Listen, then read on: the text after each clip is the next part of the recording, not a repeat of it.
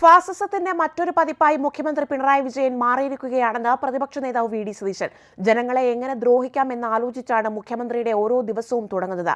ഇടുക്കിയിൽ UDF സ്ഥാനാർത്ഥി ഡീൻ കുര്യാക്കോസിന്റെ തെരഞ്ഞെടുപ്പ് കൺവെൻഷൻ ഉദ്ഘാടനം ചെയ്ത് സംസാരിക്കുകയായിരുന്നു അദ്ദേഹം.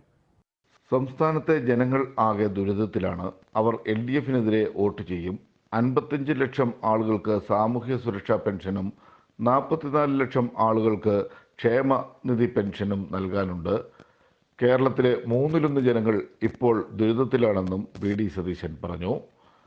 ആശയപരമായും സംഘടനാപരമായും CPM ജീർണിച്ച പാർട്ടിയായി മാറി. ഇടുക്കിയിലെ സാധാരണക്കാരായ ജനങ്ങൾക്ക് പട്ടയം നിഷേധിക്കുന്നതിന് കാരണക്കാരനായ വ്യക്തിയെ തന്നെയാണ് CPM ലോക്സഭയിലേക്ക് സ്ഥാനാർത്ഥിയാക്കിയതെന്ന് വി ഡി സതീശൻ പറഞ്ഞു. ആദിവാസികളുടെ ഭൂമി തട്ടിയെടുത്ത കേസിലും ഇതേ CPM സ്ഥാനാർത്ഥി പ്രതിയാണ്.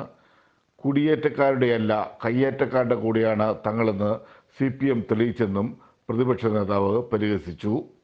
എല്ലാവരും ഒറ്റക്കെട്ടായി ഒരേ മനസ്സോടെയുള്ള പ്രവർത്തനമാണ് കേരളത്തിലുടനീളം UDFൻ്റേത്. കേരളത്തിൽ UDF 20 സീറ്റും നേടി സമ്പൂർണ്ണ വിജയം കൈവരിക്കും. കേന്ദ്രത്തിൽ കോൺഗ്രസ് നേതൃത്വം നൽകുന്ന സർക്കാർ അധികാരത്തിൽ വരുന്നതിന് കേരളത്തിൽ നിന്നും മുഴുവൻ സീറ്റും UDFന് മതേതര വിശ്വാസികൾ നൽകുമെന്ന് പ്രതിപക്ഷ നേതാവ് ആത്മവിശ്വാസം പ്രകടിപ്പിച്ചു. നിങ്ങൾ നൽകിയ ഏത് വാഗ്ദാനം പാലിച്ചു ഞങ്ങളോട്? ഇവിടെയുള്ള ആളുകളുടെ പട്ടയ പ്രശ്നം പരിഹാരം ഉണ്ടാക്കിയോ? ഹൈക്കോടതിയിൽ മര്യാദയ്ക്ക് ഒരു അഫിഡവിറ്റ് കൊടുത്തോ? 4000 പേരുടെ പട്ടയം തയ്യാറാക്കി വെച്ചിട്ട് 1000 പേർക്ക് മാത്രമാണ് 2 ആഴ്ച മുമ്പ് കൊടുക്കാൻ കഴിഞ്ഞത്. നിങ്ങൾ ചിന്നക്കനാലിൽ ഭൂമി വനവൽക്കരിക്കാൻ വേണ്ടി ഇറക്കിയ നോട്ടിഫിക്കേഷൻ പിൻവലിക്കുമെന്ന് പറഞ്ഞു. പിൻവലിച്ചോ? നിങ്ങൾ പിൻവലിച്ചോ? CHR പ്രശ്നം നിങ്ങൾ പരിഹരിച്ചോ?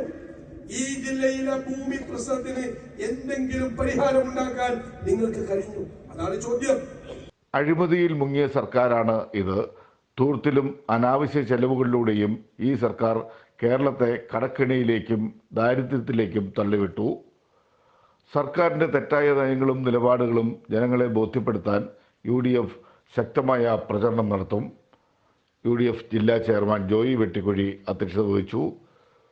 മുൻ മന്ത്രി PJ Joseph, Abdul Rahman Randathani, Mathew Kuzhalnadan MLA, CP Mathew, advocate SS ശോകൻ എന്നിവർ സംസാരിച്ചു. ജയ്ഹിന്ദ് ന്യൂസ്, ഇടുക്കി.